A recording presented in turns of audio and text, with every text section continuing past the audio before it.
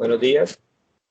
El día de hoy vamos a dar comienzo a un artículo que fue publicado en la revista Radiology. El nombre del artículo es el uso combinado de angiografía por rayos X y resonancia magnética intraprocedimiento, que permite la toma de decisiones con respecto a la revascularización durante la intervención de accidentes cerebrovasculares isquémico agudos. Esto es un artículo que fue publicado en la revista Radiology.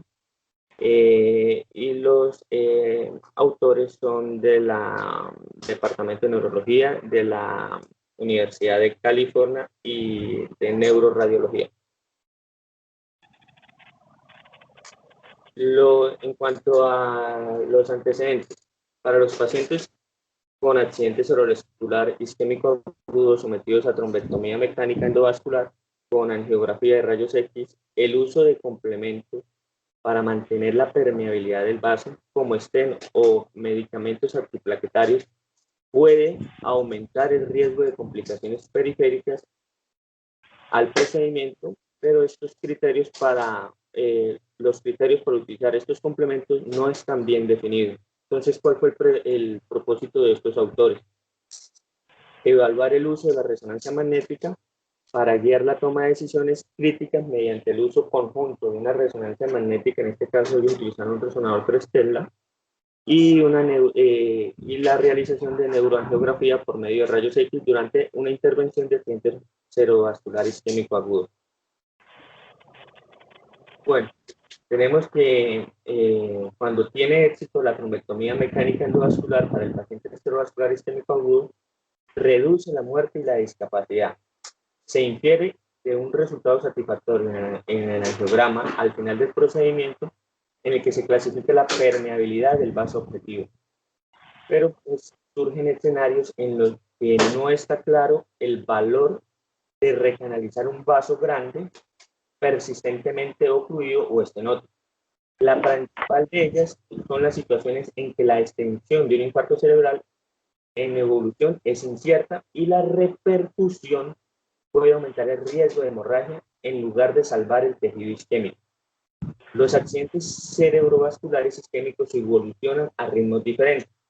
Es difícil diferenciar el tejido viable del infarto tisular en la angiografía por rayos X, pero la angiografía sigue siendo la modalidad estándar para determinar el punto final del procedimiento de tratamiento, mientras que la perfusión por tomografía ayuda a evaluar la cinética del paso del material de contraste ayudado a través del tejido cerebral.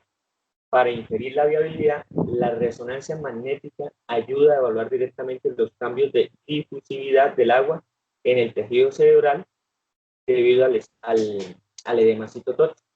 Por lo tanto, la resonancia magnética podría desempeñar un papel importante para determinar el valor de los intentos continuos de recanalizar las lesiones estenoclusivas o guiar el uso futuro de agentes neuroprotectores. La colocación de un stent intracraneal durante un accidente cerebrovascular isquémico agudo introduce riesgos adicionales, incluso los asociados con medicamentos antiplaquetarios o la perfusión de vasos, pero puede estar justificado cuando el tejido viable persiste más allá de la estenosis. Entonces ellos publicaron su experiencia de evaluar el uso de resonancia magnética para ayudar a guiar la toma de decisiones críticas mediante el uso conjunto de un resonador y la realización de una neuroangiografía por rayos X durante una intervención de un paciente con accidente cerebrovascular isquémico agudo. En materiales y métodos tenemos que se realizó una revisión retrospectiva a todos los pacientes consecutivos con accidente cerebrovascular isquémico agudo por oclusión de grandes vasos que se sometieron a una intervención neuroendovascular de emergencia en el Hospital General Zuckerberg de San Francisco entre julio de 2019 y mayo de 2020. La viabilidad del tejido cerebral se evaluó utilizando la resonancia como estándar de referencia. Aquí vemos la suite de resonancia magnética por angiografía. Tenemos que la intervención neurovascular en el hospital del estudio, donde se realizó el estudio, se realiza en una sala híbrida de 2 habitaciones equipadas, una con un angiógrafo. Ellos utilizaron un biplano Artis-Q conectado a un resonador Magneton Sky, y el transporte de pacientes entre las dos modalidades se habitó mediante una mesa de transferencia acoplable. Y la decisión de obtener una resonancia magnética durante la intervención neurológica quedó a discreción del médico neurointervencionista a cargo. En cuanto a las características del paciente, aquí vemos pues, un diagrama de flujo de los criterios de selección del paciente. Tenemos que en total fueron 47 pacientes consecutivos que se sometieron a una intervención por accidente cerebrovascular agudo en esta suite, de los cuales tan solo 12 pacientes se sometieron a angiografía con rayos X, con resonancia magnética, y 35 pacientes se sometieron a angiografía, se sometieron solo a angiografía. En estos 12 pacientes, la resonancia magnética influyó en la toma de decisiones clínicas en 3 categorías. Primero, proceder si procedían con la trombectomía mecánica. Segundo, colocar un estén intracraneal o administrar medicamentos antitrombóticos o presores. En cuanto a la decisión guiada por resonancia magnética de continuar con la trombectomía mecánica, tenemos que en 4 pacientes la resonancia magnética ayudó a guiar la decisión de proceder con una trombectomía inicial o adicional. Tenemos que en los pacientes, en este caso enumerados como 1 y 2, la trombectomía mecánica adicional se abortó después que la trombectomía mecánica inicial resultó en una perfusión incompleta y la resonancia magnética mostró un infarto agudo. Vamos a ver el caso de estos 2 pacientes. Aquí vemos un paciente, que vemos a la derecha, es un paciente con una trombectomía mecánica en un hombre de 57 años con recanalización de la arteria basilar, pero la arteria cerebral posterior izquierda permanece ocluida. Aquí vemos en la imagen A una tomografía cerebral sin contraste y con contraste, donde se muestra un trombo y hiperatenuado en la arteria basilar distal. Cuando le realizaron la angiografía por tomografía, en este corte coronal se muestra una ausencia de la opacidad de la arteria basilar distal.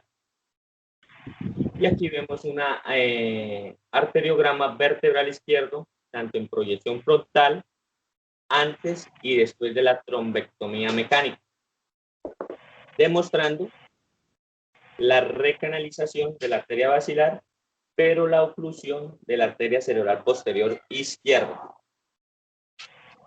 En las imágenes de la parte inferior vemos las imágenes ponderadas en difusión y coeficiente de difusión aparente, donde muestran un infarto agudo en los territorios de la arteria cerebral posterior, con mayor susceptibilidad sobre la arteria cerebral posterior izquierda, lo que no permitió continuar con la trombectomía.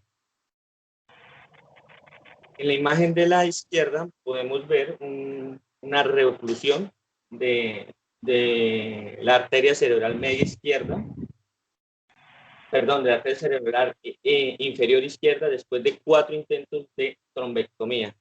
Aquí observamos en la imagen una tomografía axial que demuestra una pérdida de la diferenciación sustancia gris blanca a nivel de la ínsula y lóbulo temporal izquierdo. Los mapas de tomografía de perfusión demuestran un tiempo máximo elevado y un flujo sanguíneo cerebral reducido en el territorio de la arteria cerebral media izquierda. Los arteriogramas de la arteria carótida interna izquierda, tanto en proyección frontal como lateral, demuestran la oclusión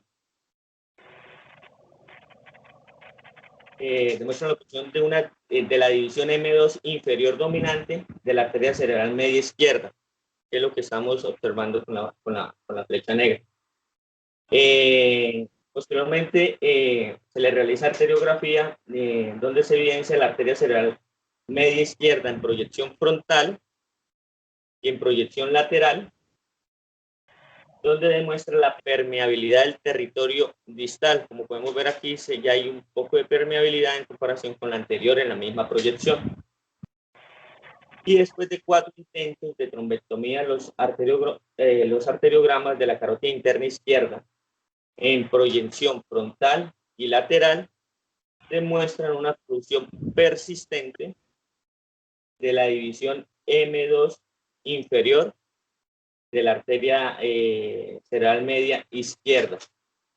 En la parte inferior vemos el DWI y el mapa de ASE que muestran un infarto agudo del territorio de la arteria cerebral media izquierda y una tomografía de control donde en comparación con la inicial ya vemos el efecto de masa. En cuanto a los pacientes, vamos a ver otro ejemplo, en este caso en los pacientes 3 y 4, se llevó a cabo una trombectomía mecánica después de que la resonancia magnética confirmara el tejido recuperable sin infarto distal a la oclusión de la arteria persistente. Una vez en un caso de un infarto agudo en territorio adyacente a un infarto crónico más grande y también en otro caso de una oclusión de la arteria cerebral media. En el artículo mencionan la M3 que causa síntomas incapacitantes. Vamos a ver simplemente el paciente número 3 del artículo. Aquí, esta es una paciente que muestra múltiples infartos de distintas etapas y vemos una tomografía donde se muestra un infarto crónico en la ínsula y el opérculo frontal, pero sin pérdida de la diferenciación córtico, sustancia blanca, sustancia gris, y hipoatenuación en la circulación precentral izquierda.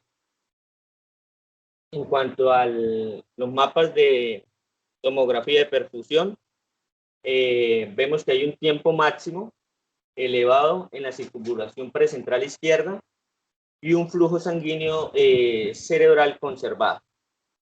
Al paciente le realizaron una resonancia, aquí vemos una ponderación de WI en coronal, con un ADC donde muestra un infarto agudo en los ganglios basales izquierdos y un infarto crónico en la ínsula, círculo izquierdo.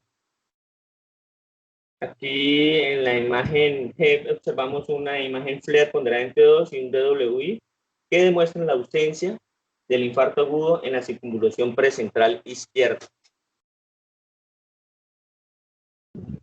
Y los angiogramas de la arteria carótida interna izquierda antes y después de la trombectomía mecánica demuestran la recanalización de la arteria cerebral media izquierda en su porción M1 que la encontrábamos en este caso ocluida.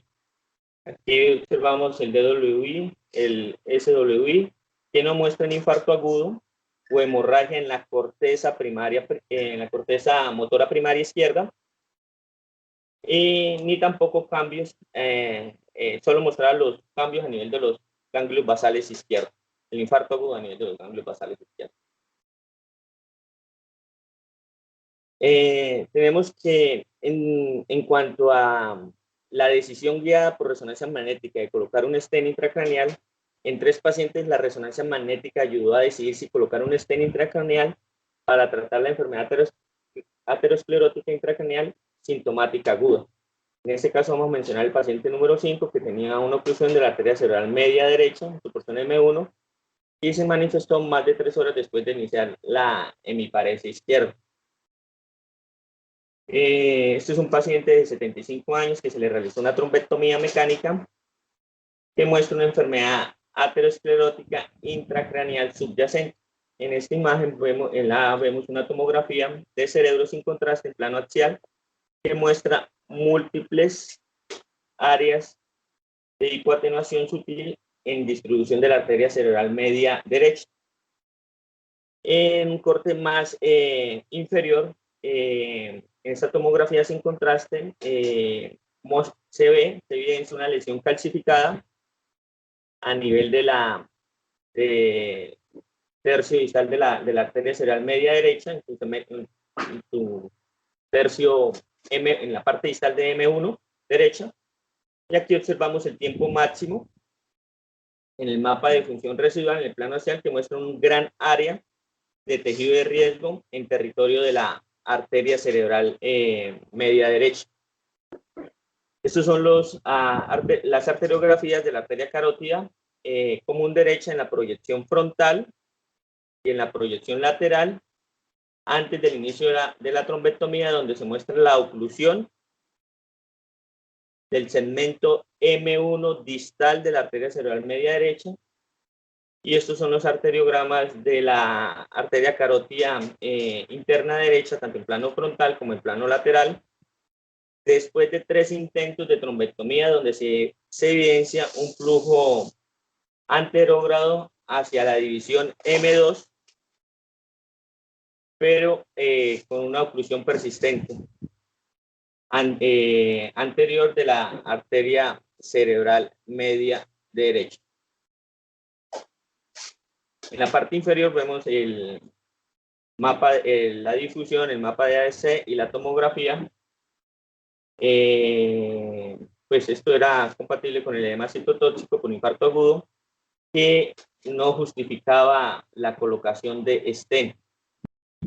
Esta es la tomografía 2 días después de la resonancia, que muestra una extensión del infarto de la arteria cerebral media derecha.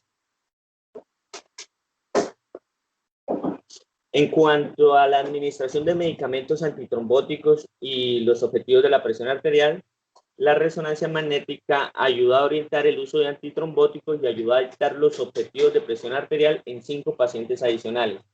En 3 pacientes, la resonancia magnética ayuda a informar el uso de antitrombóticos en la unidad de cuidados neurocrítica sobre la base de la extensión del infarto cerebral o hemorragia. Y en 2 pacientes, la resonancia magnética ayudó a determinar el tamaño del infarto y por lo tanto permitió la hipertensión permisiva. El artículo habla de que el tiempo de adquisición de la resonancia magnética y la transferencia, la realización como tal del estudio, en la adquisición de la resonancia magnética promedió el tiempo en aproximadamente 12 minutos. En cuanto a la discusión, sabemos que para los pacientes con accidente cerebrovascular isquémico agudo que se someten a trombectomía mecánica, el uso de ayudantes para mantener la permeabilidad del vaso puede aumentar el riesgo de complicaciones periprocedimiento. Los criterios para el uso de estos complementos aún no están bien definidos.